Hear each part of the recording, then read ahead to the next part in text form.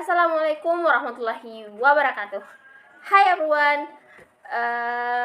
Sebelum saya memperkenalkan diri, marilah kita bersama-sama memanjatkan puji dan syukur kita atas kehadirat Allah Subhanahu wa taala yang telah memberikan kita kesehatan, keselamatan dan kenikmatan insyaallah. Salawat serta salam tak lupa pula kita kirimkan kepada junjungan kita Nabi Allah Muhammad SAW. Nabi yang telah membawa kita dari zaman kegelapan menuju zaman yang terang benderang seperti saat ini. Oke, perkenalkan, nama saya Puspita Trilestari dengan NIM 2202060012.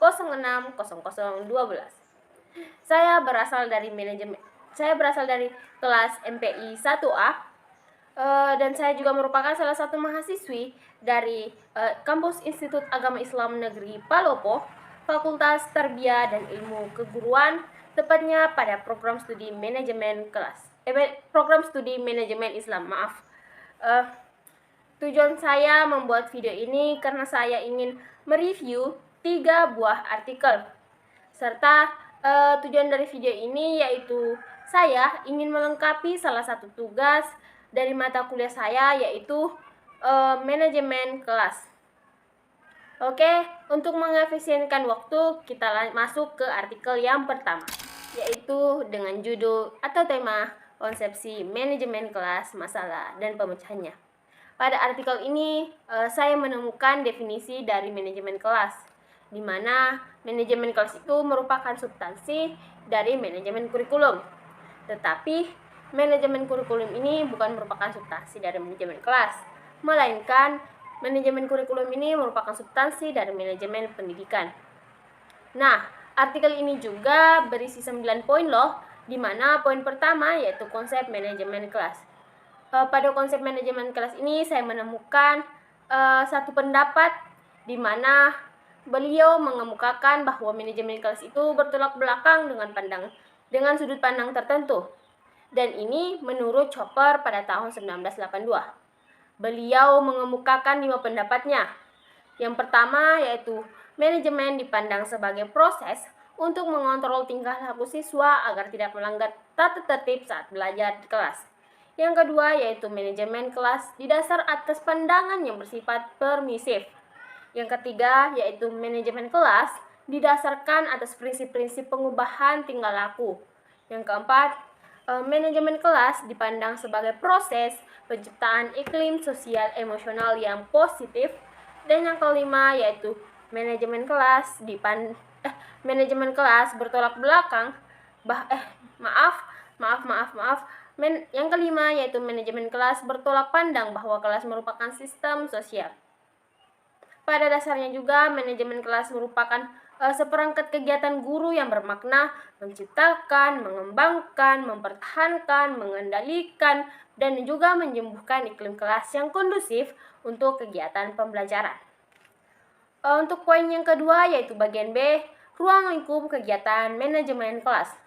Untuk yang pertama yaitu pembinaan disiplin siswa. Pembinaan disiplin siswa ini mengacu pada upaya penegakan aturan dan tata tertib kelas, baik yang tertulis maupun yang tidak tertulis.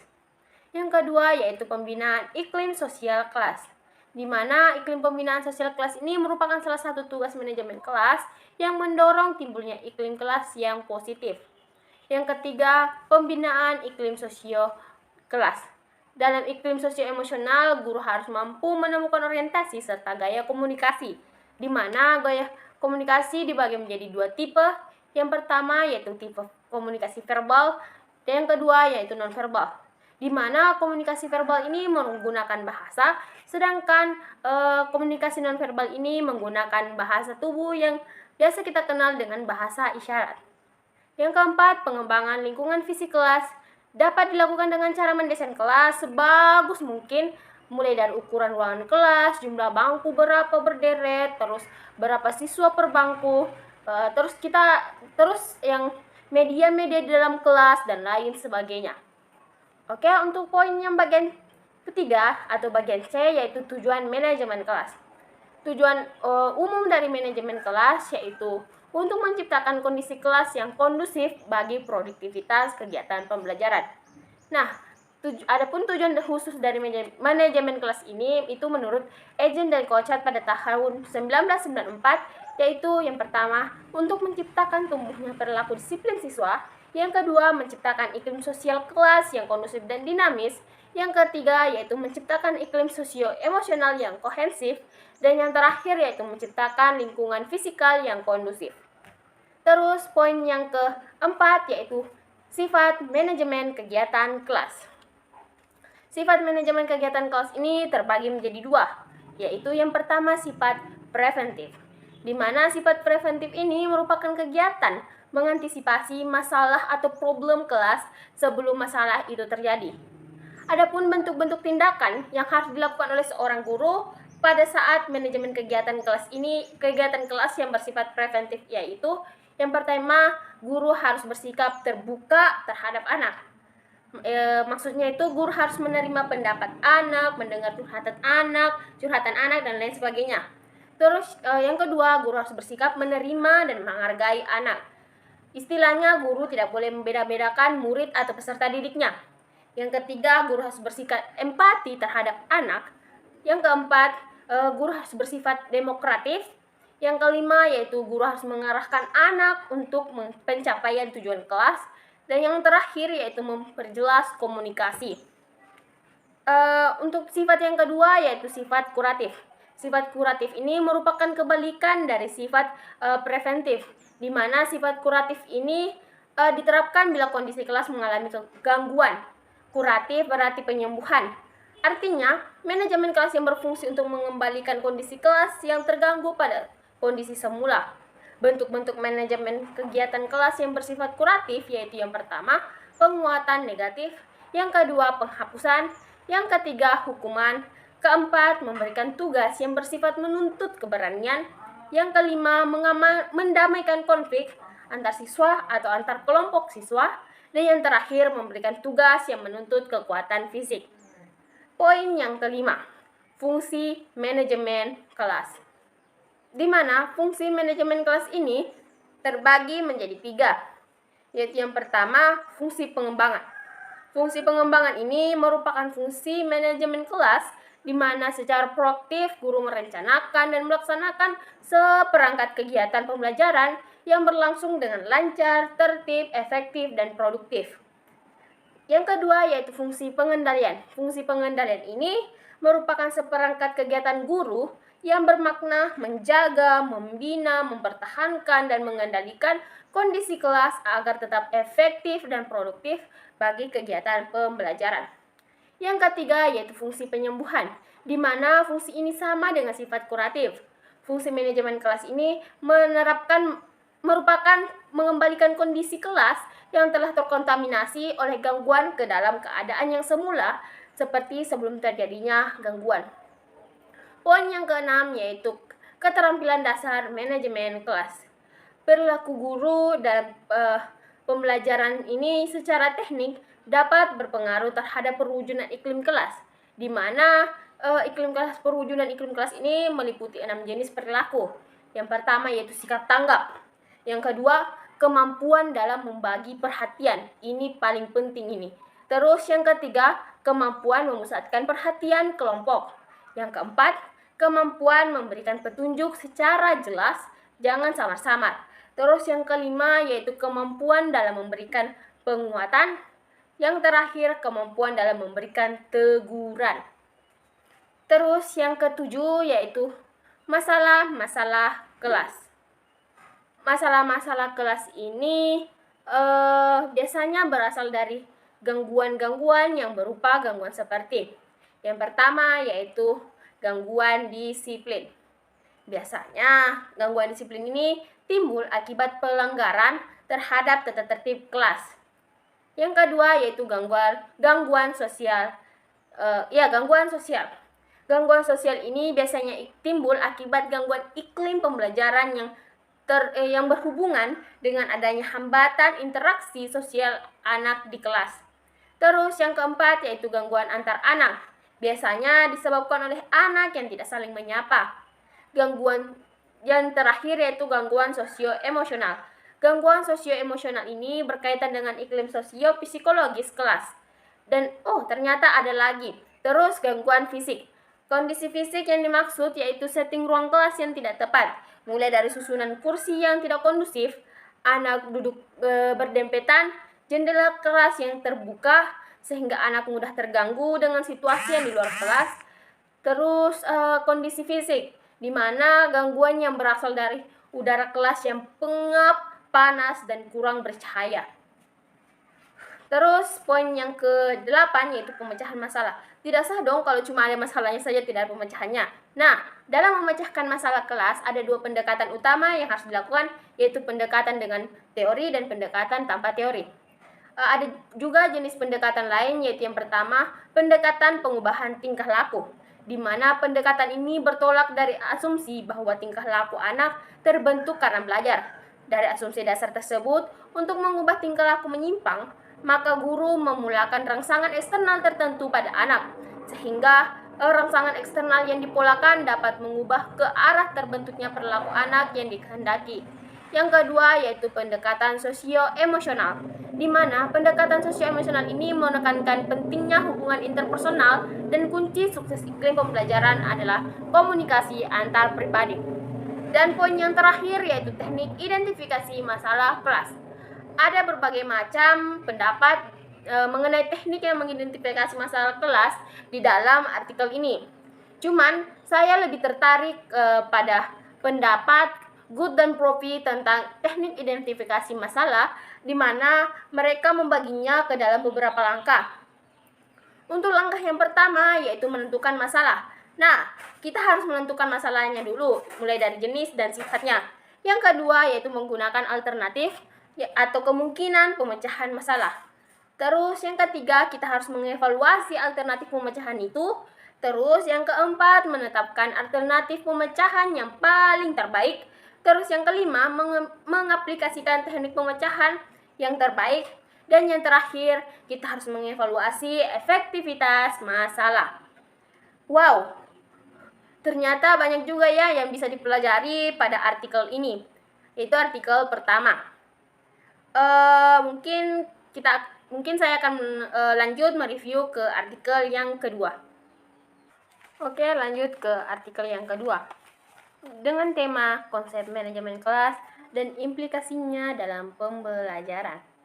Sama seperti artikel yang pertama, dalam artikel ini setelah saya membacanya, saya menemukan bahwa Departemen Pendidikan dan Kebudayaan merumuskan 10 kemampuan yang harus dimiliki oleh seorang guru.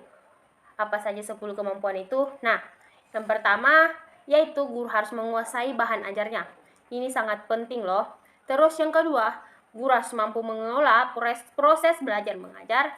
Yang ketiga, guru harus mampu mengelola kelas. Yang keempat, guru harus mampu menggunakan media dan sumber belajar yang telah disediakan. Terus yang kelima, menggunakan landasan-landasan pendidikan. Yang keenam, mampu mengelola interaksi belajar mengajar. Terus yang ketujuh, guru harus mampu menilai prestasi siswa dalam proses belajar mengajar. Ini merupakan bentuk apresiasi guru terhadap muridnya. Terus yang kedelapan yaitu mengenal dan melaksanakan program bimbingan dan penyuluhan. Yang kesembilan, mengenal dan melaksanakan administrasi pengajaran. Dan yang terakhir yaitu guru harus memahami prinsip-prinsip dan menafsirkan hasil-hasil penelitian pendidikan. Pada artikel yang kedua ini hanya terdapat 3 poin, di mana poin bagian A yaitu pengertian pembelajaran.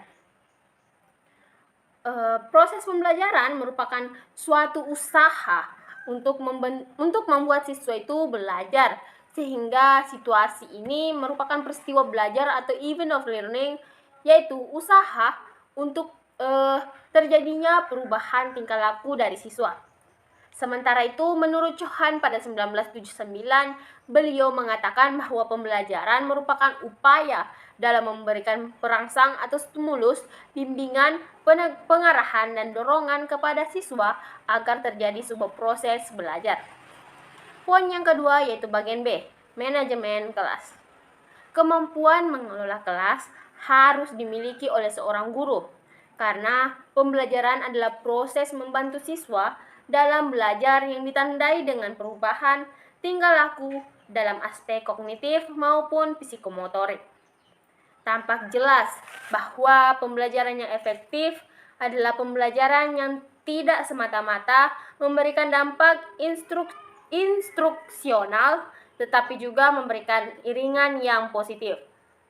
Poin yang ketiga yaitu berbagai pendekatan, teknik disiplin, dan kontrol kelas. Menurut Biggs dan Taylor pada 1987, guru dapat memilih pendekatan yang berada pada dua kubu yang ekstrim, yaitu high structure decision, di mana suatu keputusan yang ditekankan pada aturan guru dalam menciptakan lingkungan belajar, di mana siswa lebih relatif sedikit memberikan pilihannya. Oleh karena itu, aturan-aturan yang berasal dari siswa pun relatif sedikit. Yang kedua yaitu low structure decision, di mana siswa ini diberi banyak pilihan kesempatan dalam menentukan pengalaman belajar yang akan diperoleh melalui otonomi yang maksimum. Selanjutnya kita beralih ke pendekatan pengelolaan kelas yang diungkapkan oleh Sunario pada tahun 1987 secara sederhana. Yang pertama yaitu pendekatan kekuasaan, di mana peran guru di sini yaitu menciptakan dan mempertahankan situasi disiplin dalam kelas. Yang kedua yaitu pendekatan ancaman. Melalui pendekatan ini, guru mampu mengontrol tingkah laku siswa, tetapi dilakukan melalui ancaman seperti melarang, menyindir, dan memaksa dan mengejek. Sepertinya saya kurang setuju dengan kata menyindir dan mengejek. Terus yang ketiga yaitu pendekatan kebebasan. Seorang pendidik harus mampu membantu siswa merasa bebas dalam mengerjakan sesuatu kapan saja dan di mana saja. Yang keempat yaitu pendekatan resep atau cookbook, di mana dilakukan dengan memberi satu daftar yang dapat menggambarkan apa-apa saja yang harus dilakukan dan apa-apa saja yang tidak boleh dilakukan atau dilakukan oleh guru dalam mereaksi segala hal, masalah atau situasi yang terjadi di dalam kelas. Yang kelima yaitu pendekatan pengajaran. Pendekatan ini menganjurkan tingkah laku guru dalam mengajar untuk mencegah atau menghentikan tingkah laku siswa yang kurang baik. Peranan guru adalah merencanakan dan mengimplementasikan pengajaran yang baik. Terus yang keenam, pendekatan pengubahan tingkah laku. Seorang guru mampu mengembangkan tingkah laku siswa yang baik dan mencegah tingkah laku yang kurang baik. Yang ketujuh yaitu pendekatan sosial emosional, di mana pendidik mampu menciptakan iklim sosial yang emosional positif di dalam kelas. Sosial emosional yang positif ini artinya adalah hubungan yang positif antara guru dan siswa atau antara siswa dengan siswa. Yang kedelapan yaitu pendekatan proses kelompok. Suatu proses untuk menciptakan kelas sebagai sesuatu sistem sosial di mana proses kelompok adalah yang paling utama.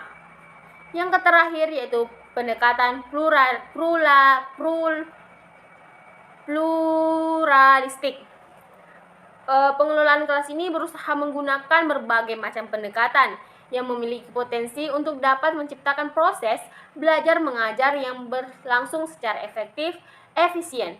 Istilahnya, guru diberikan kekuasaan untuk memilih dan memadukan beberapa pendekatan. Ternyata pada artikel 2 ini kita juga bisa mempelajari banyak hal. Tetapi mohon maaf, saya kurang setuju dengan pendekatan ancaman. Tidak setuju, tapi kurang setuju dengan guru harus melakukan ancaman seperti menyindir dan mengejek. Saya rasa itu kurang baik jika dilakukan oleh seorang pendidik. Terus kita lanjut ke artikel yang ketiga. Artikel ketiga yaitu Classroom Behavior Management, a dozen common mistakes and what to do instead. Manajemen perilaku kelas, beberapa kesalahan umum, dan apa yang harus dilakukan sebagai gantinya. Salah satu tanggung jawab guru adalah membantu siswa dalam belajar.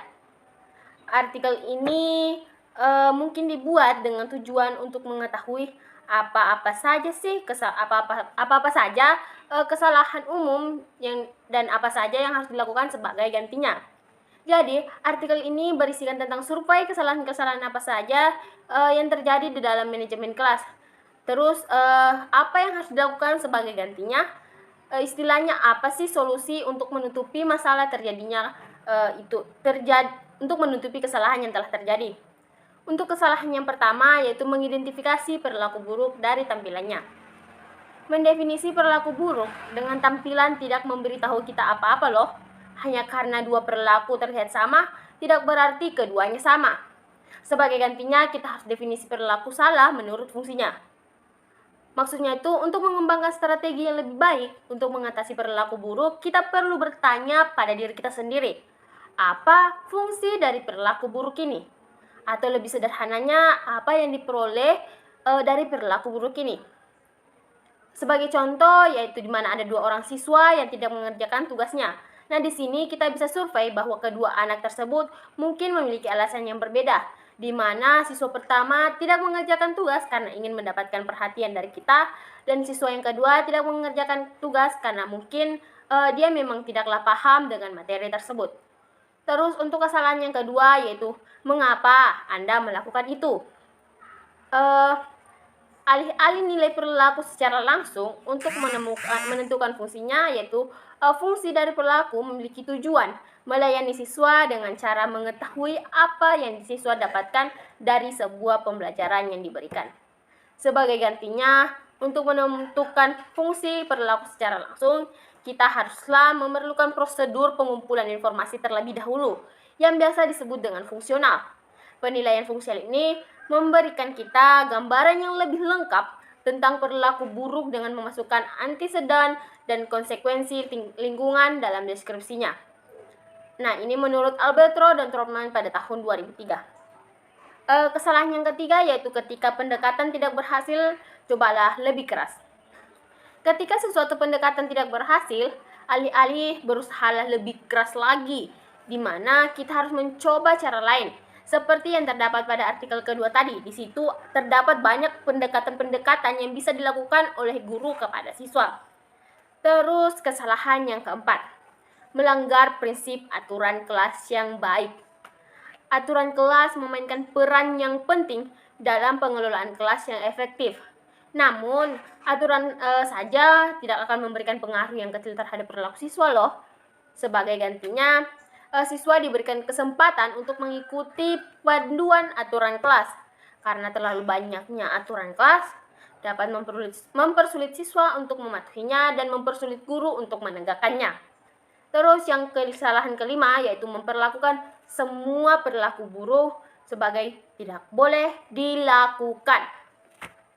Nah, ketika siswa berkelakuan buruk, seringkali tampak seolah-olah itu semata-mata masalah motivasi. Namun, beberapa perilaku buruk disebabkan oleh kurangnya keterampilan yang tepat, bukan karena kurangnya motivasi. Sebagai gantinya, perlakuan beberapa perilaku ini tidak bisa dilakukan. Kesalahan yang keenam yaitu kurangnya perencanaan untuk waktu transisi. Waktu transisi dalam manajemen kelas itu sangatlah penting, karena sejumlah besar waktu kelas dihabiskan dengan waktu transisi seperti pergantian pembelajaran, pergantian hari, dan pergantian lainnya. Tanpa adanya transisi yang tepat, kita akan mengalami yang namanya frustasi. Nah, sebagai gantinya, kita harus merencanakan waktu dan transisi yang tepat. Sebenarnya, pada artikel ini masih banyak lagi kesalahan-kesalahan yang sering dilakukan dalam manajemen kelas. Mungkin cuma itu yang bisa saya jelaskan pada artikel ketiga ini. Dari artikel pertama sampai artikel yang ketiga, kita bisa mempelajari banyak hal, di mana pada artikel pertama kita bisa tahu bahwa ada manajemen kelas yang bertolak belakang dengan sudut pandang tertentu. Terus pada artikel yang kedua ada Departemen Pendidikan dan Kebudayaan merumuskan 10 kemampuan yang harus dimiliki oleh seorang guru. Dan yang artikel ketiga kita bisa tahu kesalahan-kesalahan apa saja yang terjadi di dalam manajemen kelas. Mungkin sekian dari saya, kurang dan lebihnya mohon dimaafkan. Wabillahi taufiq wal hidayah. Wassalamualaikum warahmatullahi wabarakatuh.